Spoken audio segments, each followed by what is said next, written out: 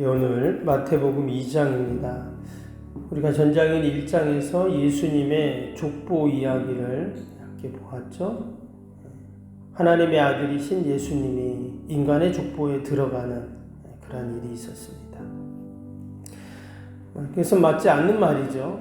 어떻게 신이 인간의 족보에 들어갑니까? 그래서 많은 사람들은 예수님이 실제적인 그런 역사적인 인물이었다라는 사실을 알리기 위한 서사라고 이렇게 얘기를 했습니다. 그러나 사실 그것을 넘어서 이미 구약 성경에 예수님이 이 땅에 오시는 그 모든 말씀들을 이루기 위한 것이었고, 더 나아가서는 이 땅의 왕으로 또 제사장으로 선지자로 예수님이 어떤 일을 하실 것인가에 대한 기록이 바로 족보 이야기였다는 그런 말씀을 드렸습니다. 오늘 2장에서는 예수님의 탄생 기사와 함께 뒷부분에는 예수님의 어린 시절 간단하게 이렇게 기록이 되어 있죠. 그래서 앞에 보시면 1절에서 12절까지는 예수님의 탄생과 함께 동방박사들이 이렇게 등장을 합니다. 그래서 큰 별을 보고 그들이 예수님이 태어난 유다 베들레헴까지 와서 예수님을 경배하는 그런 내용이죠. 그리고 또 13절부터는 헤롯 왕이 나옵니다. 동방박사들로부터 아기 예수님이 태어난다는 그 이야기를 듣고는 18절까지 보면은 이제 어린 아이들을 다 죽이잖아요. 그렇죠? 참 끔찍한 일인데 그런 일을 자행을 하게 됩니다. 그리고 이제 19절부터 마지막 절까지는 이제 헤롯이 죽고 나서 예수님이 다시 이스라엘로 돌아오는, 그래서 나사렛에 정착하시는 그런 내용입니다. 앞부분 잠깐 살펴보겠습니다. 3절 한번 볼까요? 3절 보시면 헤롯 왕과 온 예루살렘이 듣고 소동한지라 그랬습니다. 지금 갑자기 헤롯 왕 또 많은 사람들이 혼란에 빠지고 아주 소동을 일으키는 이제 그런 장면인데요. 왜 이런 일이 일어났는가? 여러분 옛날에 그런 노래가 있었죠. 요즘에도 부르는가 모르겠는데 우리의 소원은 통일, 꿈에도 소원은 통일, 통일이 어서 오라, 통일이 어서, 그런 노래 있었죠. 그렇죠? 요즘에도 부르는가 모르겠는데 유대 민족들에게 우리의 소원은 통일인데 유대 민족들에게 여러분 소원이 뭘까요? 유대 민족의 소원은 바로 메시아가 오는 겁니다. 그것도 다윗의 자손을 통해서 오실 메시아가 자신들을 구원하기를 원하는 것이 그들의 소원이에요. 지금 이스라엘 백성들은 그 로마의 지배를 받고 있잖아요. 이 로마의 속박으로부터 좀 벗어나고 싶은데 안 되는 거예요. 그래서 메시아를 그들은 간절히 기다렸습니다. 그래서 그 메시아가 이제 때가 돼서 왔는데 어때요? 기뻐하고 즐겁게 그 메시아를 맞아야 되는데 오늘 말씀에 혼란스럽고 또 소동이 일어났다.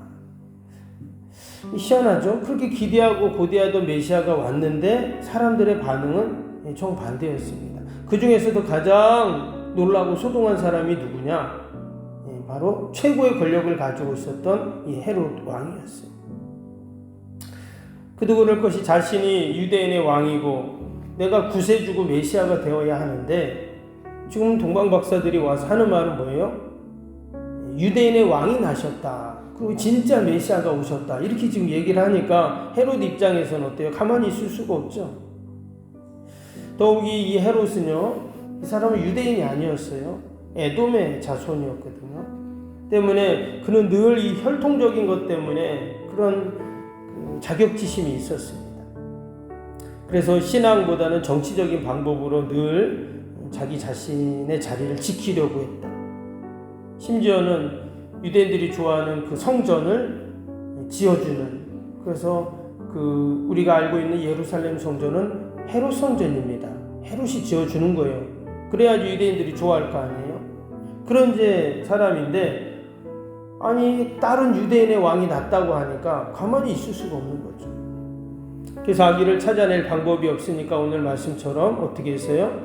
2살 이하의 아이들은 전부 다 죽이는 이런 너무나 끔찍한 일을 벌이게 됩니다. 여러분, 이처럼 그 어둠의 세력들은 어때요? 자신의 야망, 자신들의 뜻을 이루기 위해서 심지어 어린아이까지 죽이는 이런 일까지, 이런 만행까지 저지르게 되는 것이죠. 그런데 하나님께서는 어떻게 하셨냐? 이 마리아와 요셉 아기 예수님을 피하게 하십니다. 그래서 14절 볼까요? 요셉이 일어나서 밤에 아기와 그의 어머니를 데리고 애굽으로 떠나가 그랬어요. 주의 사자가 밤에 나타나서 피신하라고 이렇게 얘기를 하죠. 참 이 말씀을 보면서 여러분, 아무리 내가 꿈에 환상 중에 뭐 이렇게 얘기를 들었어도 그 어린 갓난아기를 안고 또 이제 아기를 낳고 얼마 되지 않은 그 산모를 이끌고, 여러분, 먼 그 이스라엘에서 애국까지는 상당히 먼 거리인데 그 먼 거리를 여행을 간다는 것은 결코 쉬운 일이 아니에요. 가다가 무슨 일이 생길지도 모르는 거고요. 이 말은 그냥 간 것이 아니라 어떻게 간 거예요? 하나님의 명령에 이제 순종한 것입니다. 겉으로 보기에는 아이를 죽인다니까 그냥 내가 피한 것 같고 한 것 같지만, 이것은 전적 하나님의 말씀에 순종했다라는 거예요. 우리가 알지만 마리아와 요셉은 어떻습니까? 정말 말씀에 순종하는 그러한 부모였어요. 결국 말씀에 순종한 자가 사는 겁니다. 아멘. 말씀에 순종한 마리아와 요셉, 아기 예수님이 결국 살게 되는 것이죠. 반면에 하나님의 뜻을 거스렸던 헤롯은 어땠을까요? 15절 볼까요? 헤롯이 죽기까지 거기에 있었으니 이는 주께서 선지자를 통하여 말씀하신 바 애국으로부터 내 아들을 불렀다함을 이루려 하심이라. 여기 보면 헤롯이 죽었다 했죠? 여러분, 헤롯이 천년 만년 살 것 같지만 때가 되면 죽습니다. 그것도 그냥 죽는 게 아니라 성경에 보면 충이 먹어서 죽었다. 아주 비참한 칭호를 맞이했다고 이렇게 나오는데, 그런데 말씀에 순종했던 마리아와 요셉과 아기 예수님은 살죠. 여기 나온 것처럼 그냥 왕의 아이들을 다 죽인다니까 도망가고 피신한 것 같지만 뭐라고 했다고요? 말씀을 이루려 한다 그랬어요. 선지자를 통하여 말씀하신 바를 이루려 했다는 말이 나와요. 그런데 오늘 그 말씀을 계속 보면은요, 계속 반복되는 하나의 구절이 있는데, 그게 뭐냐? 선지자를 통해서 말씀하신 바를 이루려 하심이라. 15절에 그런 말씀이 나왔죠. 17절도 보세요. 이에 선지자 예레미야를 통하여 말씀하신 바. 18절에 이루려 하심이라. 그리고 마지막 23절도 하신 말씀을 이루려 하심이라. 그러니까 계속 보면 예수님이 행동하시고 또 마리아와 요셉이 행했던 모든 일들은 뭐냐? 하나님의 말씀을 이루려 하는 것입니다. 여러분들이 성도의 삶도 마찬가지입니다. 우리가 그냥 뭘 행동하고 또 하는 것이 아니라 우리도 다 하나님의 말씀을 이루려는, 그럼 그러한 삶이 바로 우리 성도의 삶인 줄로 믿습니다. 우리는 늘 하나님의 뜻을 받들고 이루는 사람, 이것이 바로 성도의 삶이에요. 오늘 하루도 저와 여러분이 오직 하나님의 말씀, 하나님의 뜻을 이루는 이런 복된 삶이 되시기를 축복합니다. 헤롯 왕이 죽고 예수님이 지금 이제 다시 이스라엘로 돌아왔습니다. 여러분, 돌아오면 어디로 가야 될까요? 고향이 베들레헴이잖아요, 그렇죠? 그리고 베들레헴에 그들이 이제 정착해서 살아야 되는데, 희한하게 그들이 어디로 돌아왔냐면 그 마지막 23절 볼까요? 23절 보면 나사렛이란 동네에 가서 사니.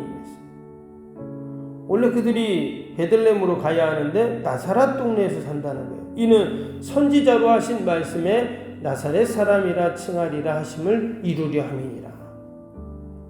이 또한 이제 말씀을 이루려고 하셨는데, 아니 돌아와서는 분명히 고향으로 가서 거기 다 있잖아요. 거기서 살아야 되는데 그게 아니었어요. 이 또한 하나님의 말씀을 이루려고 나사렛이라는 동네에 가서 지금 정착해 삽니다. 성경에 보면 나사렛 예수라는 표현이 나오죠. 여러분, 우리가 예수님의 말씀을 따르고 예수의 말씀을 이루는 삶이라는 것은요, 심지어 지금 태어난 곳도 또 고향도, 그래서 타지에 정착하는, 여러분, 이러한 참 일들이 일어나고 있다는 거예요. 그래서 우리가 이런 말씀을 이루고 하나님의 뜻을 이루는 것이 결코 쉽지 않습니다. 그냥 하는 게 아니에요. 심지어는 내 고향도 떠나야 되고 완전히 낯선 곳에 가서 마치 사는 것처럼 그런 일이 일어날 수도 있다는 거예요. 근데 이 또한 뭐라고요? 선지자로 하시는 하나님의 말씀을 이루기 위한 것이다. 그러면 여러분, 이스라엘에 얼마나 많은 지역이 있습니까? 그럼 고향 떠나면 예루살렘 같은 데 가서 살면 어떨까요? 얼마나 좋아요, 그렇죠? 사람들은 다 예루살렘으로 가거든요. 도시고 모든 것이 가고, 또 거기에 이제 성전도 있잖아요, 그렇죠? 근데 예루살렘으로 가지 않습니다. 말씀에 나사렛이라고 이제 얘기했기 때문에 예살 갔는데, 이 나사렛이라는 동네가 그럼 어떤 동네인가? 나사렛은 당시에 가난과 고통의 상징이었어요. 그 어원이 이제 이사야서 11장에 나오는데, 거기 이런 말씀이 있어요. 이새의 줄기에서 한 싹이 나며 그 뿌리가 한 가지에서 나서 결실할 것이요 라고 했어요. 그래서 이 나사렛이라는 동네의 단어가요, 한 가지라는 뜻입니다. 근데 이 한 가지라는 단어가 어원이 뭐냐면 나체르라는 단어예요. 그럼 볼품없다 이런 뜻이. 근데 가만히 생각해 보면, 여러분, 나무가 있습니다. 거기 그 가지가 달리잖아요. 그럼 어때요? 그 가지가 그냥 삐죽삐죽 나오고 볼품 없잖아요. 그래서 이제 그런 의미로 단어를 썼는데, 근데 예수님께서 그런, 실제로 나사렛은 가난한 동네고 정말 별 볼 일 없는 사람들이 사는 그런 동네인데 예수님이 거기에 가셔서 정착하신다는 거예요. 그래서 예수님의 모습을 설명할 때 이사야는 53장에 뭐라고 그랬냐면, 그는 연한 순 같고 마른 땅에 나온 뿌리 같고 고운 모양도 없고 풍채도 없고 보기에 흠모할 만한 아름다운 것이 없도다. 정말 예수님은 그렇죠. 예수님이 직업은 목수였고 가난한 목수의 아들로 사셨고 그렇게 일평생을 사셨습니다. 그 예수님의 모습이 바로 이 나사렛이었다는 거예요. 이것이 그냥 얼떨결에 나사렛 가서 정착하고 살고 이게 아니라 이 모든 것이 하나님의 말씀을 이루려고 하는 그런 계획과 섭리 가운데 일어났다라는 거예요. 예수님이 예루살렘이 아닌 나사렛으로 가셔서 마지막 십자가에 달릴 때까지, 마지막에는 예루살렘에 가셨죠. 십자가에 달리기 위해서. 그러나 예수님은 가장 소외되고 고통받고 볼품없는 사람들이 사는 그 나사렛에 정착하시면서 하나님의 나라를 이루어 가셨습니다.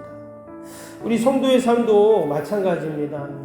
휘황찬란하고 화려하고 우리가 그런 것을 바라보기보다는 연약하고 소외되고 또 정말 하나님의 사랑이 필요하고 복음이 필요한 자들에게 우리가 가서 그 하나님의 사랑을 나누고 복음을 나누는 그런 자들이 되어야 된다라는 것이죠. 그래서 예수님의 탄생, 또 예수님의 이 땅에서 사신 모든 삶이 그것을 우리에게 다 말씀하시고 보여주시는 거예요. 대부분 사람들은 뭐를 좋아합니까? 화려하고 근사하고. 제가 요즘에 어떤 자료를 보니까 요즘의 교회의 형태가 어떻게 되냐면 사람들이 다 대형 교회로 모인다는 거예요. 그래서 작은 교회, 중소형 교회들은 계속 연약해져요. 그 요즘의 아예 트렌드입니다. 예전에도 뭐 사람들이 큰 교회도 모이고 뭐 그랬지만 그 코로나 이후에는요, 이게 더 심해지는 거예요. 그래서 큰 교회들로 다 사람들이 모이고, 우리 같이 작은 교회들이나 뭐 농어촌 교회들은 점점 약해지는 거예요. 아마 이것은 시간이 갈수록 더 할 겁니다. 근데 사실 예수님이 우리에게 보여주시고 성경이 우리에게 말씀하시는 그 복음과 교회는 그런 것이 아니거든요. 당연히 큰 교회도 그 역할이 있고 또 하나님께서 하시는 일들이 있는 것이 맞지만 정말 우리가 이 성경에서 말씀하시는 이 교회의 모습, 이 시대의 복음은 어떤 것인가 라고 생각할 때 또 하나님께서 우리에게 주시는 또 귀한 은혜가 분명히 있을 줄로 믿습니다.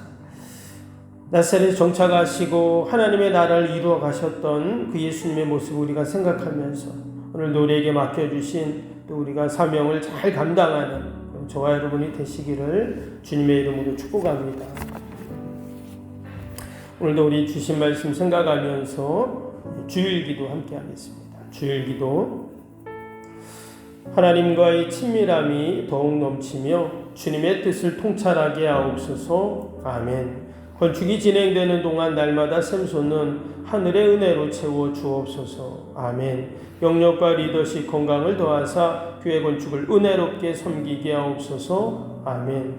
신령한 생명의 양식을 공급함으로 성도들의 영혼이 부흥하게 하옵소서. 아멘. 건축을 위하여 맡겨진 소임을 더욱 충성스럽게 감당하게 하옵소서. 아멘. 영적으로 충만하여 하나님의 은혜가 날마다 샘솟듯 넘쳐나게 하옵소서. 아멘. 앞장서서 섬기시는 장로님들의 가정과 자녀와 사업에 복을 더하여 주옵소서. 아멘. 모든 중직자들이 마음을 모으고 정성을 모아 성전을 짓게 하옵소서. 아멘. 건축위원장과 건축위원들에게 지혜와 지식의 영으로 충만케 하옵소서. 아멘. 하나님의 마음을 알고 하나님의 영광에 합당한 성전으로 세우게 하옵소서. 아멘. 모든 성도들이 건축위원이라는 주인의식을 가지고 기도에 힘쓰게 하옵소서. 아멘. 구역원들이 말씀의 꼴을 풍성히 먹도록 먼저 은혜를 경험하게 하옵소서. 아멘. 교회의 영광을 위해 맡겨진 사명을 기도함으로 감당하게 하옵소서. 아멘. 평신도 지도자들이 굳은 일이나 힘든 일에 앞장서 섬기게 하옵소서. 아멘. 한 마음으로 주님의 비전을 보게 하시고 믿음으로 승리케 하옵소서. 아멘. 예수님의 이름으로 기도합니다. 아멘.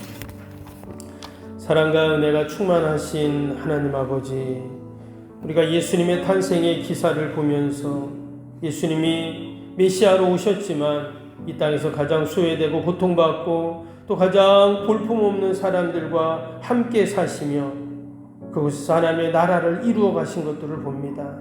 이 시대 교회가 해야 할 일, 또 우리 믿음의 성도들이 이 땅에서 어떻게 복음을 전하고 살아야 할지 우리가 이 말씀들을 통해서 다시 한번 돌아보게 하여 주시고 우리에게 맡겨진 사명, 또 귀한 직분 잘 감당케 하여 주옵소서. 하나님, 오늘도 거룩한 날 주님 전을 찾는 모든 발걸음들을 복되게 하시고 예배마다 모임마다 은혜 기쁨 충만케 하여 주시며 강단에서 선포되는 귀한 말씀을 하나님이 나에게 주시는 생명의 능력의 말씀으로 받아서 우리가 그 말씀 붙잡고 또 한 주간도 승리하는 이 땅에서 늘 하나님 영광 돌리는 저희들이 되게 하여 주옵소서. 하나님, 우리 멀리 출타 있는 성도들 자녀들이 있습니다. 어디 있든지 늘 하나님의 은혜가 있게 하여 주옵소서. 어둠의 영들 틈타지 않게 하여 주옵소서. 하나님께만 영광 돌리게 하여 주옵소서. 하나님, 참 날씨가 굳어서 참 여러 어려움들이 많습니다. 하루속히 좋은 일기를 주셔서 추수의 어려움이 없게 하여 주시고 또 할아버지, 이 아름다운 추수의 계절, 가을의 계절에 우리도 하나님 성령의 열매를 맺고 하나님 영적인 열매들을 맺어서 하나님께 오직 영광 돌리게 하여 주옵소서. 오늘도 우리의 간절한 기도의 제목, 마음의 소원들 하나님께 올려드릴 때마다 하나님이 다 들으시고 선하게 응답하여 주옵소서. 감사하며 예수님의 이름으로 기도하옵나이다. 아멘.